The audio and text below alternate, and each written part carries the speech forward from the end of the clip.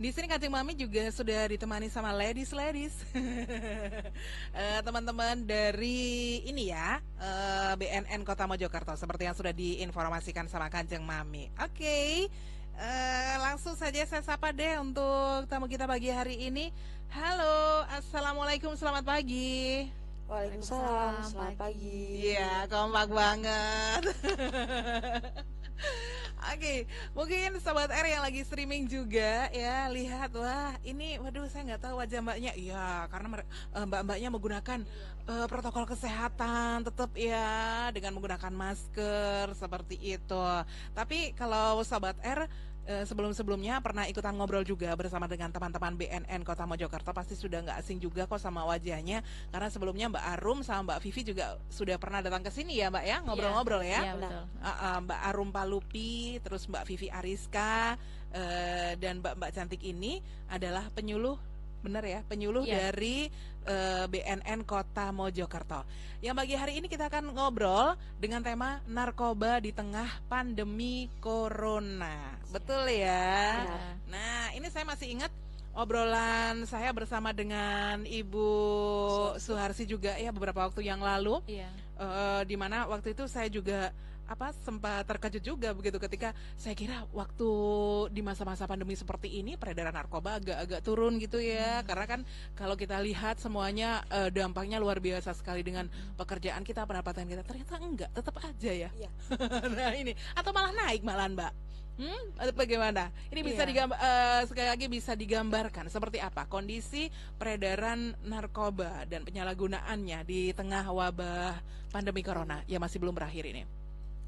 Iya, jadi dengan adanya pandemi ini itu ini untuk permasalahan narkoba itu juga semakin meningkat. Semakin meningkat ya. Iya. Enggak tetap gitu enggak ya, tapi meningkat. Meningkat, iya, karena iya. dianjurkan kan pemerintah menganjurkan untuk stay at home.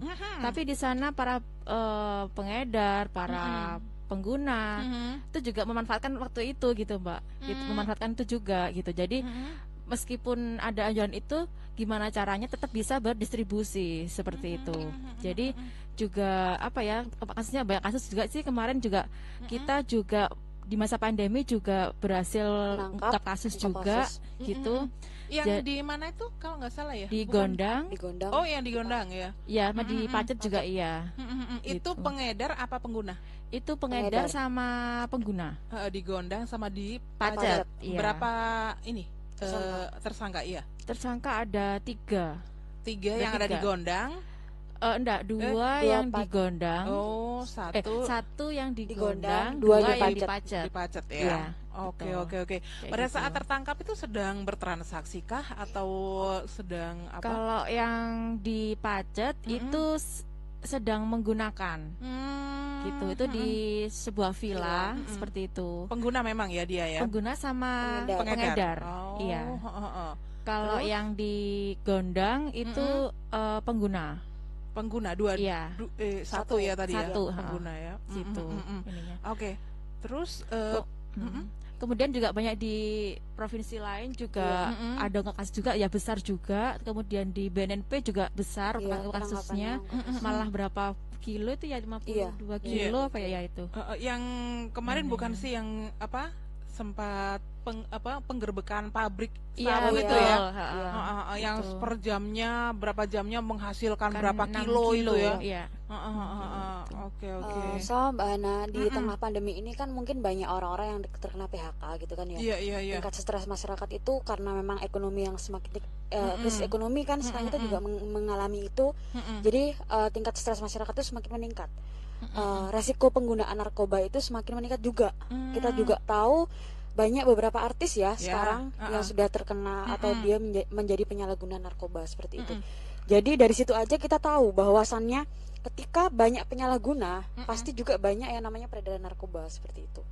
Mungkin yang diketahui atau yang diungkap hanya beberapa, tapi pasti kita lihat aja yang menggunakan saja gitu Mbak. Udah banyak kan ya, apalagi kasus peredarannya. Iya. Ngomongin soal artis tadi yang terakhir juga itu kan ada artis juga ya, Mas DS, Mas DS ya. Sebut saja. Iya, sebut Inisial saja DS. seperti itu ya. Mau saya kasih mawar juga nggak pantas ya. Jadi Mas DS gitu ya. Itu kan juga disebutkan di berita bahwa istilahnya sepi job ya. Job, iya, Nah, betul. kayak gitu ya. Jadi akhirnya karena apa ya? Jadi nggak hanya istilahnya penggunaan narkoba ini tidak hanya karena mungkin salah pergaulan atau apa pergaulannya, tapi juga karena kondisi. Iya kan? Sekali. Dengan kondisi seperti itu akhirnya orang stres dan larinya ke narkoba. Kayak gitu ya. Oke, dalam sebulan terakhir kasus peredaran narkoba yang berhasil digagalkan sama teman-teman BNN ini apa saja nih? Lebih apa ya? Mungkin bisa lebih disebutkan detailnya gitu. Mungkin kalau menggagalkan, mungkin kita tetap ungkap kasus seperti yang tadi dikatakan oleh Mbak Arum kan ya. Tapi kita juga punya metode efektif buat gimana sih cara menginformasikan tentang bahaya narkoba di masyarakat itu, biar penyalahguna maupun peredaran juga bisa diminimalisir di tengah pandemi seperti ini ya Mbak Ana ya. Jadi pertama BNN kayak sepertinya di talk show minggu lalu sudah dijelaskan kan ya, bahwa BNN juga punya program untuk bagaimana sih menginformasikan tentang bahaya narkoba di tengah pandemi seperti ini. Bahwasanya kita juga kan nggak bisa mengumpulkan massa kan ya, pada masa pandemi harus ini. Jaga jarak. Jadi program BNN yang dilakukan adalah menyapa dengan mobil keliling. Nah, kita manfaatkan mobil BNN seperti itu. Jadi salah satu program yang telah dijalankan untuk sosialisasi ya dengan metode KIE seperti itu. Jadi program ini tuh dianggap aman untuk dilaksanakan, mengingatkan petugas tidak perlu berinteraksi langsung dengan masyarakat. Jadi tetap di dalam mobil aja. Mobil tapi tak keliling di Kota Mojokerto seperti itu. Oke, sambil ini ya memberikan himbauan begitu ya. Betul. Itu sambil keliling. Iya. Oke. Ini mobil kelilingnya jalan setiap hari kah atau ada hari-hari tertentu dan mungkin di titik-titik mana saja di wilayah kota ini? Iya, kalau untuk KIE keliling kita setiap hari Mbak. Nanti kita petugasnya juga bergantian. Nanti kita menyusulnya jalan-jalan utama. Jalan utama. Jadi dan juga daerah yang mungkin banyak massa seperti itu. Oh, oke. Iya. Jadi kayak di depan-depan alun-alun mungkin seperti itu. Di Benteng gitu. Itu jalan-jalan utamanya Kota Mojokerto. Oke. Gitu sih, Selain memberikan himbauan lewat mobil keliling, apalagi yang dilakukan dengan mobil keliling ini? Untuk kalau mobil keliling sih cuman yang KIE keliling itu aja sih, tapi kita juga ada memberikan masker, terus kemudian juga ada mengupdate konten IG kita di medsos itu tentang informasi edukasi seperti itu. Oke, jadi sambil istilahnya mengajak masyarakat Mojokerto dan sekitarnya juga untuk memfollow Instagramnya BNN Kota Mojokerto, karena di situ juga update informasi apapun seputar BNN begitu ya. Oke. Ini di sini saya juga sempat membaca ya tentang resiko-resiko pengguna narkoba di tengah corona. Ini biar lebih jelasnya, lebih lengkapnya lagi, lebih afdol kalau Mbak Vivi atau Mbak Arum aja yang menjelaskan resiko pengguna narkoba di tengah wabah corona saat ini. Iya. Jadi Mbak Ana, kita kan tahu di masyarakat sudah banyak beredar bahwa orang-orang yang terpapar atau cepat untuk terkena virus itu adalah lansia, mereka yang memiliki masalah kesehatan tertentu, itu yang beresiko tinggi untuk terinfeksi. Tapi selain itu ternyata banyak orang yang tidak tahu bahwasannya ada beberapa kelompok masyarakat yang berpotensi juga untuk terkena COVID ini. Yaitu adalah mereka orang-orang yang merokok, pengguna vape dan penyalahguna narkoba seperti itu. Jadi ini ada satu penelitian dikutip dari tulisannya Dr. Nora Volko di National Institute of Drug Abuse pada bulan Maret 2020 lalu, bahwasannya COVID ini dapat menyerang beberapa populasi yang memiliki gangguan penggunaan narkoba. Hal ini karena COVID adalah jenis virus yang menyerang paru-paru, kita sudah tahu kan ya Pak ya. Jadi mereka pada umumnya ialah perokok tembakau, pemakai ganja maupun vape dapat saja terancam. Jika ada yang mengatakan perokok tembakau, vape, atau penyalahguna narkoba itu adalah orang yang kebal akan virus, biasanya kan, saya merokok kan asapnya mungkin virusnya bisa mati kayak banyak gitu kan ya. Informasi seperti itu bertebaran ya. Iya, jadi itu adalah hal yang keliru. Ya, seperti itu. Jadi dikarenakan ketika paru-paru terkena seorang terkena flu atau infeksi lain, jadi efek buruk dari merokok atau zat menguap pada narkoba itu digunakan orang tersebut untuk jauh lebih serius akibatnya daripada dengan orang-orang yang tidak menyalahgunakan narkoba seperti itu. Ini juga ada orang-orang yang menggunakan metavitamin atau sabu. Jadi telah terbukti menghasilkan kerusakan paru yang signifikan karena sangat terikat pada jaringan paru-paru. Jadi untuk penyalahguna sabu itu adalah orang-orang yang rentan sekali untuk terinfeksi virus corona seperti itu. Jadi karena memang yang diserang adalah paru-paru virus ini. Betul. Jadi orang-orang yang penyalahguna narkoba, perokok maupun vape itu adalah orang-orang yang rentan sekali paru-parunya akan terkena corona dan menjadi positif corona seperti itu.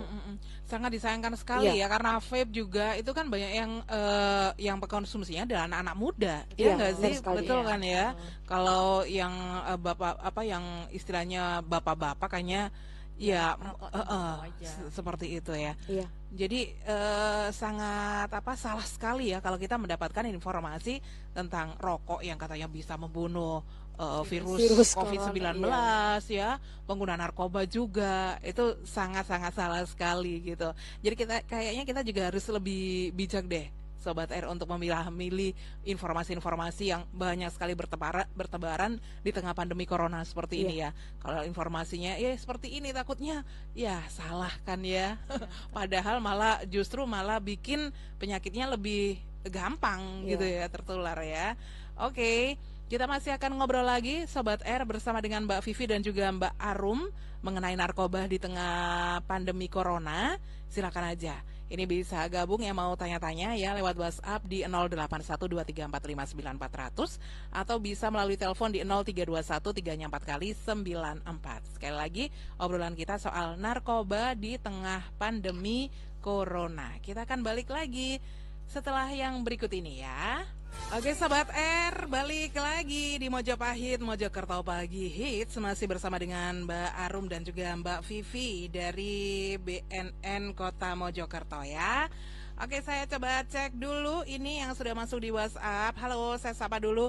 Ini buat Mbak Lia yang ada di Kranggano, tetangga aja.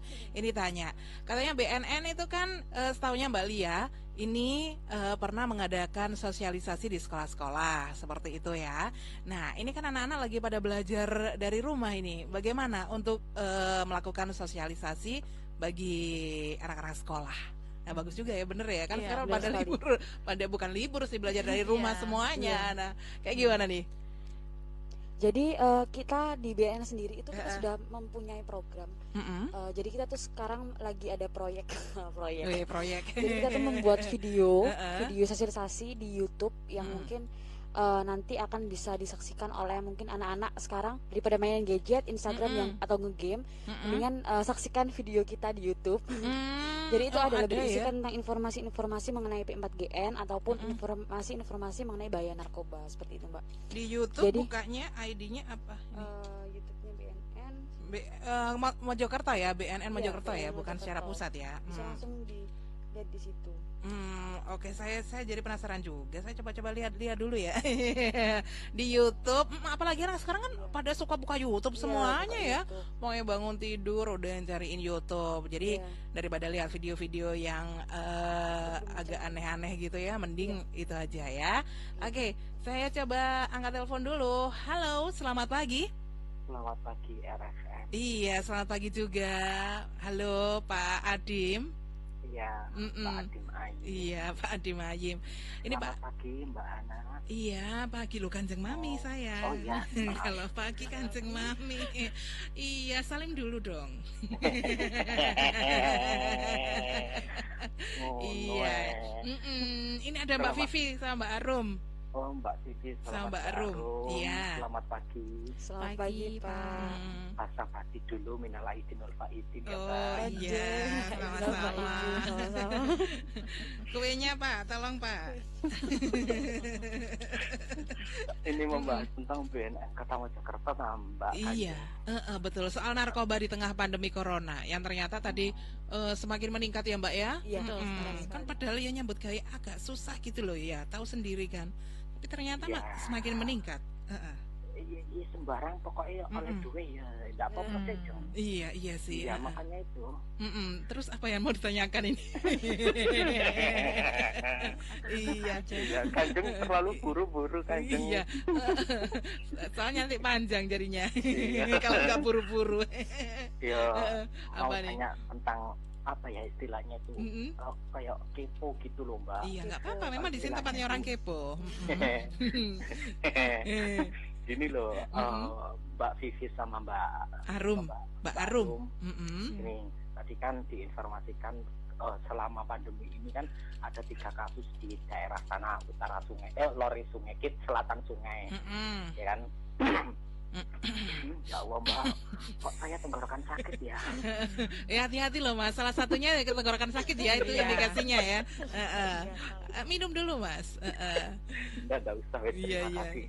Yang ingin saya tanyakan, ketika ada informasi dari masyarakat, di villa itu kayaknya ada tetek bengek kayak gitu ya, ya. Terus informasi yang didapat dari BNN itu menyelidiki dulu, apa langsung gerak cepat gercep? Oh iya, langsung hari ini juga cep. Ketika ada orang langsung tangkap cep. Apa diselidiki dulu, misalnya kayak istilahnya itu diintai ya. Bener nggak di sini itu ada kayak transaksi kayak gitu, ada tetek bengek apa gitu. Itu yang saya tanyakan. Jadi supaya tidak salah tangkap atau salah informasi gitu loh Mbak. Iya betul tentang prosedur itu tadi ketika mendapatkan informasi yang dilakukan itu apa. Terus ini yang kedua Mbak Kanjeng. Nggih. Satu-satu aja, Kanjeng aja. Iya. Tentang pandemi ini ya Jeng ya. Adakah istilahnya itu apa ya? Apa? Kok kayaknya susah sih? Biasanya susah. Kayak istilahnya kayak ini kan ada tes massal kayak rapid test. Rapid test massal. Adakah di BNN ini Kota Mojokerto ya khususnya tes massal istilahnya misal sebelum pandemi atau kemarinnya ini yang perlu saya kepokan ini saya tanya-tanyakan kan istilahnya massal tentang penggunaan narkoba misalnya. Lah ketika anggap aja Mbak kita dianggapnya di tempat kerumunan atau misalnya di pasar gitu loh. Semuanya dites istilah massal. Terus orang ini positif. Nah, loh, orang ini positif. Nah, ketika dia positif itu apa? Langsung tangkap tanpa bukti yang dibawa atau diintai atau dituturi atau diapakan? Itu yang saya tanyakan. Kalau masalah nuturi kayaknya sampai aja Mas bagian nuturi. Itu aja ya Jeng ya. Oke, siap. Ini kan awal-awali. Kalau misalnya nanti saya perlu kepo lagi, boleh. Boleh ya, nggak apa-apa ya Mbak Arum ya. Oh ya, Mbak Arum sama Mbak Vivi sudah siap. Mbak Arum, terima kasih. Sama-sama, Assalamualaikum. Waalaikumsalam warahmatullahi wabarakatuh. Ini ada 2 pertanyaan ya. Yang pertama tadi, ini kan tadi sudah disebutkan sama Mbak Vivi, Mbak Arum udah dengerin dari awal lo ya. Tadi ada 3 kasus yang ada di Gondang sama Pacet begitu kan ya. Nah, ini misalkan kalau ada informasi dari masyarakat, karena bagaimanapun juga informasi dari masyarakat itu sangat membantu sekali ya. Kadang teman-teman pun juga dapat informasi dari masyarakat gitu kan ya. Nah, kalau dapat informasi dari masyarakat, misalkan memberitahukan di sana ada bla bla bla bla atau pesta sabu kayak atau semacamnya kayak gitu.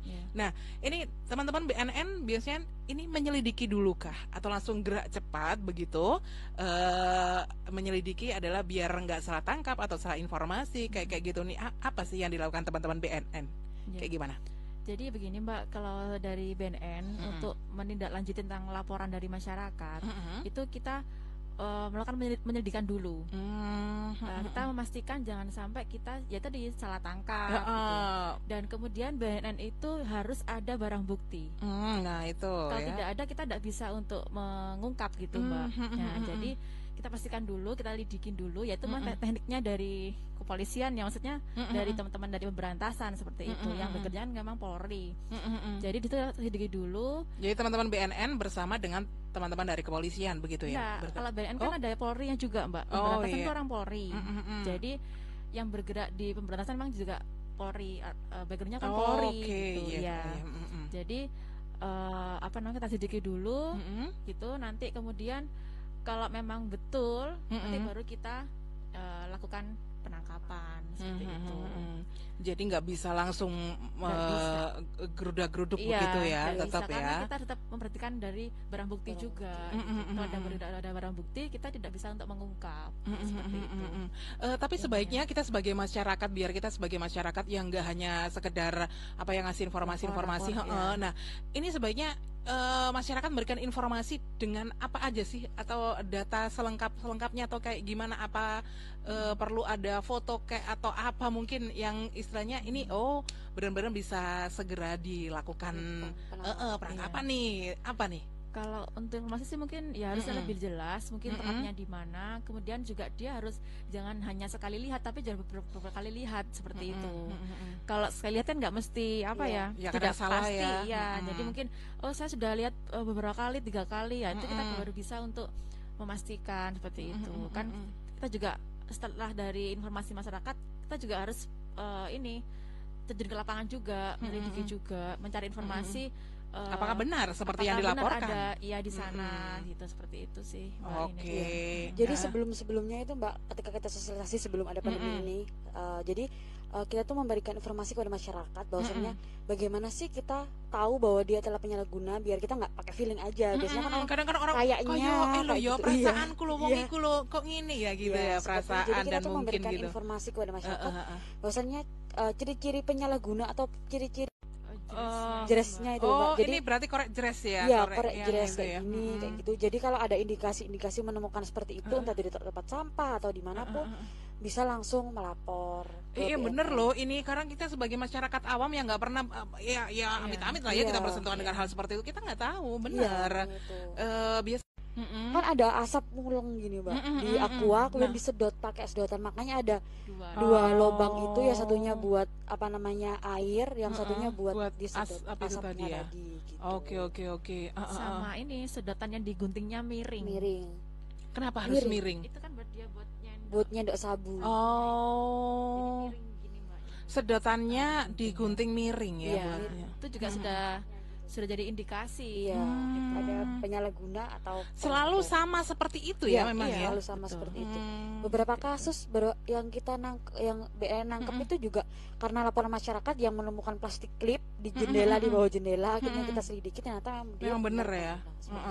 Ya kalau kecuali klipnya itu ada dari jendelanya Kanjeng Mami, wah jangan salah, itu pasti mungkin dari cemilannya Kanjeng Mami itu mungkin ya, di plastik habis makan keripik klip-klipan dibuang situ.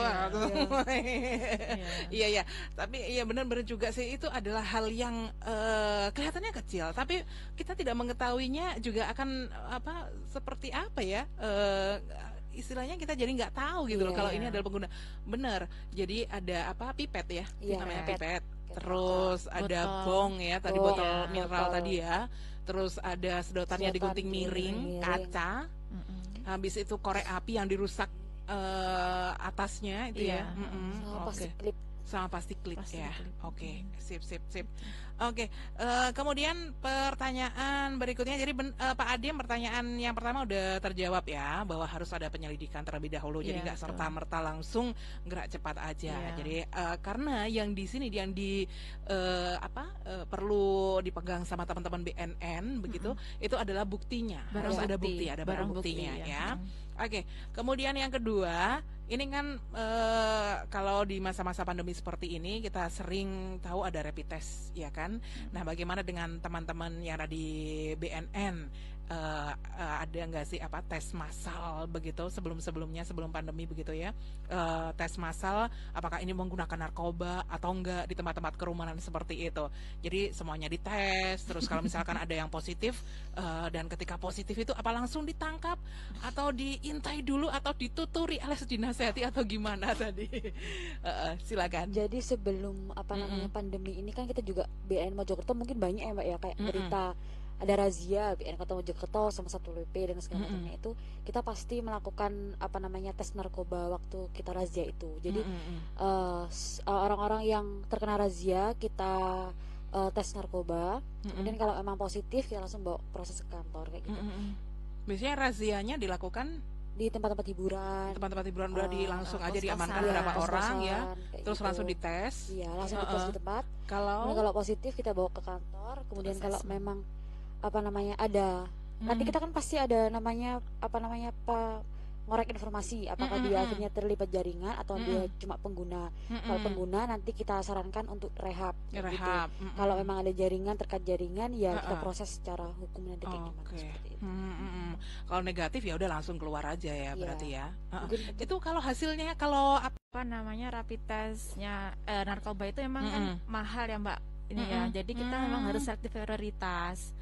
Jadi kita nggak sembarangan langsung ada kerumunan langsung tes semuanya gitu nggak bisa. Jadi kita harus selektif prioritas di situ. Mungkin dilihat dari tampak fisiknya atau ini yang mencurigai. Jadi itu bisa yang dilakukan tes seperti itu. Nanti kalau sudah dilakukan tes itu tadi jadi yang sama Mbak Vivi tadi, kita kalau positif kita asesmen dulu gitu. Kita tanya-tanya dulu ini terlibat jaringan apa tidak, kemudian pakainya berapa lama, kemudian apa aja yang dipakai. Nah nanti kita kan dari hasil itu bisa menentukan, ini yang untuk harus diungkap gitu, ini yang harus direhab. Jadi ada sesi wawancara lah istilahnya kayak gitu ya. Iya, seperti itu sih Mbak. Oke, sip. Sudah ya Pak Adim ya, udah terjawab semuanya, udah dicerahkan, sudah dapat pencerahan ya kan. Oke, yang lainnya kita masih tunggu di sini. Mumpung ada Mbak Arum dan juga Mbak Vivi dari BNN Kota Mojokerto, silakan aja. Yang mau tanya-tanya kita masih buka di WhatsApp di 0812345900 atau bisa telepon di 0321 3-nya 4 kali 94. Oke deh, balik lagi.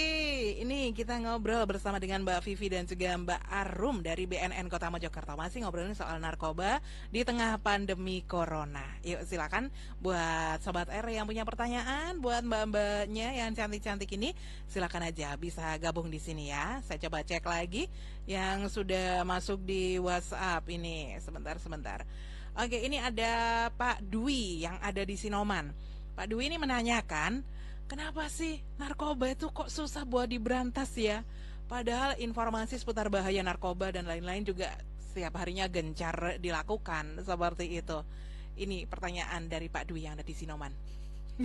Ini juga menjadi pertanyaan kita semuanya Pak ya. Kenapa sih semuanya kok angelemen? Padahal juga peringatan sudah begitu. Teman-teman BNN juga setiap hari udah getol banget untuk melakukan berbagai cara hal juga ya dilakukan. Ini apa sih Mbak? Iya. Jadi mungkin ini pertanyaan memang ini ya, mungkin untuk semua kalangan juga. Iya, betul. Gitu. Jadi gini Mbak, emang narkoba itu kan sebenarnya narkoba itu kan memang ini ada yang tetap digunakan. Semisal di dunia kesehatan, di dunia kedokteran itu seperti morfin. Itu kan memang dipakai untuk yang operasi obat bius itu.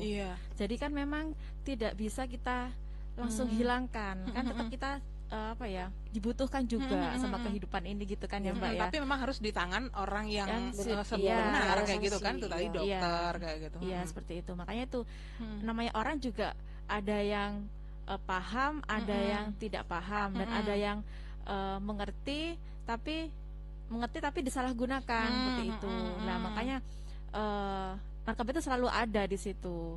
Nah kemudian gini selain itu juga orang mungkin namanya juga manusia ya, manusiawi.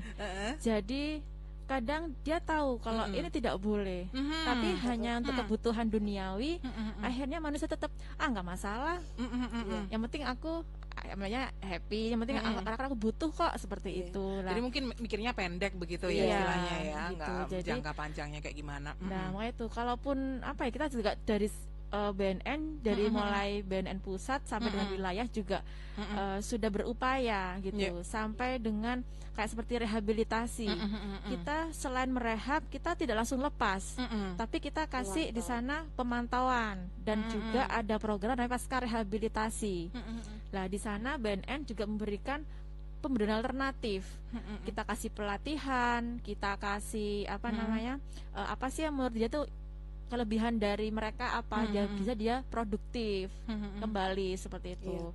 Nah jadi BNN juga apa ya, sebenarnya juga banyak kegiatan program yang sudah dilakukan. Tapi namanya manusia juga ya tidak mungkiri ada yang tetap memperhatikan, ada yang nggak mau tahu. Yang paling mungkin kalau yang nggak tahu mungkin kita masih bisa memaklumi begitu ya. Tapi kadang ada yang sudah tahu, udah paham banget, nah, tetap dilakukan itu kan. Dan juga mungkin ini mungkin saya takutnya ngomong kayak gini, takutnya masyarakat malah menggunakan gini. Jadi narkoba itu adalah bisnis yang sangat menggiurkan. Gitu. Jadi dari Cina kita ekspor dari Cina, kan narkoba kan diproduksi di luar negeri. Jadi kita tuh kayak ambilnya itu dengan harga murah. Di sana itu narkoba berapa ribu ya? Seperti ekstasi saja di sana itu 50.000. Setelah masuk di sini, satu butir ekstasi itu dijual 700 sama 1 juta. Yaitu sabu di Cina itu dijual per kilo itu kalau nggak salah ratusan, tapi di sini sudah 3 jutaan kayak gitu. Jadi sangat amat menguntungkan, menggiurkan lah ya Mama. Jadi apa ya, berlipat-lipat begitu ya. Jadi masyarakat mungkin ya di sini kan ekonominya juga masih belum negara maju kayak gitu. Jadi masyarakat banyak yang kurang mampu. Jadi para pengedar itu menyasar masyarakat yang kurang mampu, membutuhkan untuk menjadi pengedar. Kemudian akhirnya apa, mereka kan diiming-imingin uang dan sejumlah barang dan segala macamnya. Akhirnya tetap mereka akhirnya mau untuk berjualan seperti itu. Tapi kalau untuk apa namanya, narkoba itu kenapa sih masih ada aja di masyarakat, termasuk gitu ya? Masyarakat di Indonesia ini? Karena masyarakat itu apa namanya, mungkin mereka itu bukan mungkin sih ya, dampak dari narkoba kan ada dampaknya kan Mbak Hana. Mereka tuh cuma tahu dampak di awal saja, tidak tahu dampak seterusnya tuh kayak gimana, dampak negatifnya tuh seperti apa. Jadi mereka tuh cuma merasakan apa ya, fana kayak di awal, enaknya di awal, tapi mereka nggak tahu bahwasannya narkoba itu merusak nanti seterusnya seperti itu. Jadi mereka tetap menggunakan, perputaran narkoba masih ada di masyarakat kayak gitu, karena memang perekonomian apa namanya, orang-orang yang membutuhkan perekonomian itu dari menjual narkoba, atau orang-orang yang tidak tahu akan bahaya narkoba tetap menggunakan seperti itu saja. Jadi perang melawan narkoba itu sebenarnya sama halnya kayak perang melawan corona. Jadi nggak bisa diatasi dengan satu pihak atau BNN aja atau Polri aja, tapi perlu semua kalangan masyarakat harus bekerja sama untuk memerangi yang namanya narkoba. Iya. Oke. Ya betul juga sih. Itu hanya dengan istilahnya kita nggak perlu harus keluar keringat, kerja keras apa, kita udah dapat istilahnya duit yang banyak lah, kayak gitu ya. Apalagi ini kadang-kadang dipakai buat jalan pintas bagi anak-anak muda yang ingin apa ya istilahnya mendapatkan, mau namanya anak muda pasti juga banyak keinginannya ya, pengen beli ini, pengen beli itu gitu kan ya, dengan ya istilahnya menjadi kurir lah, ya kan. Banyak juga kasus-kasus anak-anak SD pun menjadi kurir kayak gitu. Oke, benar. Oke, itu tadi Pak Dwi ya penjelasan dari teman-teman BNN. Berikutnya dari Pulau Rejo ini ada Mami Ira. Halo, selamat pagi Mami. Katanya gini, bagaimana cara yang tepat yang harus dilakukan orang tua kalau mengetahui anaknya sebagai pengguna narkoba, dan dalam catatan tanpa harus diketahui orang banyak. Ini untuk menghindari anak supaya tidak malu dengan lingkungan sekitar. Nah, kadang-kadang kita sebagai orang tua juga memang ada pemikiran seperti itu ya. Nanti kalau saya itu istilahnya lapor atau merehab anak jadi kayak aib gitu ya Mbak ya. Iya, terus nanti diomongin orang. Nah, ini nanti akan apa ya, ada pengucilan Betul. atau ada istilahnya minder akhirnya kan seperti itu. Jadi agak-agak apa di persimpangan nih. Kasih tahu nggak ya atau diam-diam aja atau gimana. Nah, seperti apa? Iya. Kalau dari untuk orang tua kalau mengetahui anaknya sebagai penyalahguna narkoba itu seharusnya dilakukan pendekatan seperti itu ya Mbak. Jangan langsung anak itu kau pakai ya apa jangan kayak gitu. Jadi kita pendekatan dulu di situ. Nanti kalau memang semisal ini mengarahnya ke penyalahgunaan nanti kan ya harus menghubungi BNN seperti itu. Nanti BNN kalau nanti rehab di BNN ataupun lapor kita tidak mungkin nge-share keluar gitu. Dilindungi ya, benar-benar dilindungi ya Iya. data ini ya. Iya gitu. Karena di undang-undang pun juga orang tua itu wajib melaporkan keluarga ya, anak, keluarga, saudara kalau ada yang menyalahgunakan narkoba. Iya, kalau nggak melapor malah orang tuanya Malah kena. Malah kena. Iya. Oh. Nah, gitu. Makanya kalau semisal ada ya punya anak mungkin indikasinya ke penyalahgunaan narkoba ya bisa berkonsultasi ke BNN aja. Nanti di sana kita kan assessment seperti itu, kita rehabilitasi gitu. Lah rehabilitasi pun juga masih bisa sekolah gitu. Kalau untuk anak-anak ya masih bisa tetap sekolah. Yang usia sekolah masih tetap bisa Iya. ya. Ya mungkin yang tahu nanti juga mungkin ya hanya guru yang sekolah karena kan nanti kita kan tetap berkoordinasi sama guru juga. Pengen Gitu. apa istilahnya buat apa ya, memantau untuk perkembangannya pengawasan, iya, dia di seperti sekolah kayak itu. gimana. Iya, jadi ya kalau mungkin misal tidak tetangga ya pasti guru pasti tahu karena kan nanti kita juga koordinasinya dengan guru juga gitu Mbak. Ininya. Dan apa ya anak-anak kalau kita tahu kalau ada yang menyalahgunakan narkoba kita biarkan nanti kita malah menjerumuskan mereka bukan malah menolong mereka seperti itu. Oke, Kalau oke. anak soalnya kan lebih dampaknya itu maksudnya lebih luas ya maksudnya pengaruhnya itu Mbak nanti dia malah jadi yang kriminal kemudian Arahnya nanti Iya, begitu arahnya ya. kriminalitas gitu. akhirnya. Kan lebih apa ya dampaknya itu lebih mengerikan lah kalau ini, anak-anak itu ya. Oke, karena kita logika aja ketika anak sudah kecanduan dengan narkoba sementara dia masih belum mendapatkan pendapatan yang tetap seperti Iya. itu ya. Kemana lagi dia mendapatkan Iya. uang seperti itu kan? Uang jajan juga mungkin hanya bisa dipakai buat beli es sama beli apa gitu ya. Iya. Iya, betul. Oke. Terima kasih buat Mami Ira yang sudah masuk ya. Ini tadi saya coba-coba dibuka di YouTube ya, BNN Kota apa YouTube-nya BNN Kota Mojokerto ini betul ya? BNN Kota Mojokerto. Iya betul ya YouTube-nya ya. Iya. Ini masih terbilang baru juga ya ini kayaknya ya. Ini masih beberapa yang mau diupload gitu. Jadi kita kan program Mbak ya. Jadi kita membuat proyek ini baru waktu di masa pandemi ini. Gimana sih cara kita mensosialisasikan ke masyarakat tanpa betul. apa namanya kita langsung bertemu dengan masyarakat. Jadi ini proses untuk penguploadan kayak gitu, pengeditan video biar menarik juga, biar orang juga melihat kayak gitu. Benar. Jadi kita share di sini ke masyarakat Mojokerto. Nanti kalau memang sudah ready kita kan juga di IG juga nanti menyiapkan live kayak gitu. Kita juga memberitahu kalau sudah diupload di YouTube. Jadi sekiranya akan nanti nonton. Ini untuk share aja kalau BNN akan rilis video-video tentang P4GN seperti itu. Nah, ini sekalian diinformasikan ya sama Mbak Vivi, Mbak Arum. Iya. Yuk, ditonton ya, dilihat itu YouTube-nya BNN Kota Mojokerto. Ini udah teman-teman lagi dalam proses editing video juga ya. Nanti akan dibikin semenarik mungkin. Jadi kita tidak hanya melihat apa sebuah tontonan aja istilahnya ditonton sama anak-anak kita, tapi di situ juga ada edukasi yang perlu diketahui sama anak-anak milenial. Wes. Ini ada videonya juga, deklarasi milenial anti narkoba. Wah. Terus ada juga kampanye stop narkoba juga ya. Rangkaian kegiatan teman-teman BNN Kota Mojokerto juga ada di sini ya. Nanti akan lebih banyak lagi. Bisa deh dicek-cek yang lagi pegang handphone ya. Dibuka YouTube-nya BNN Kota Mojokerto. Sekalian buat putra-putrinya juga dikasih tahu ya. Jadi biar nontonnya nggak nonton yang aneh-aneh aja. Oke. Sebentar, ini yang terakhir yang ingin saya tanyakan dan perlu disampaikan juga untuk Sobat R adalah solusi alternatif penyelesaian masalah tentang narkoba di tengah pandemi COVID-19. Apa aja nih solusi alternatifnya? Ya, solusi alternatifnya yang pertama adalah mungkin di sini kan kita banyak yang WFH, stay at home dan segala macam di rumah kayak gitu.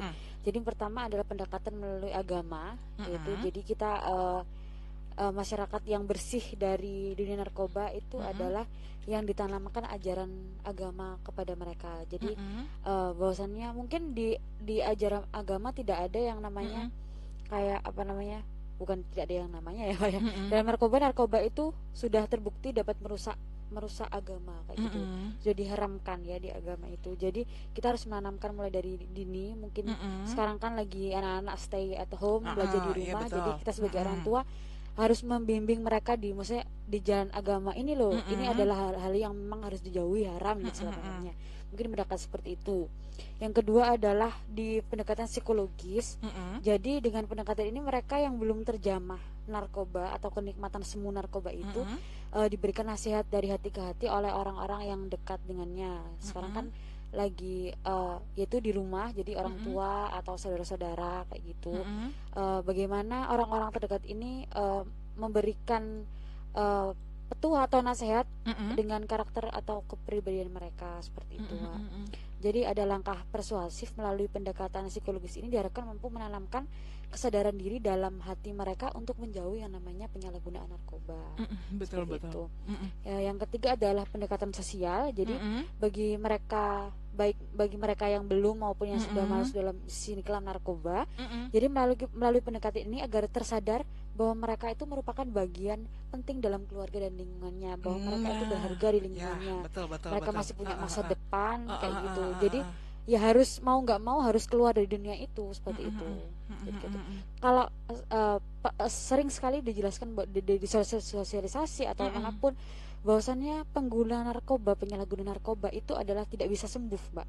Jadi mereka cuma pulih kayak gitu. Jadi suatu waktu akan bisa kambuh seperti itu.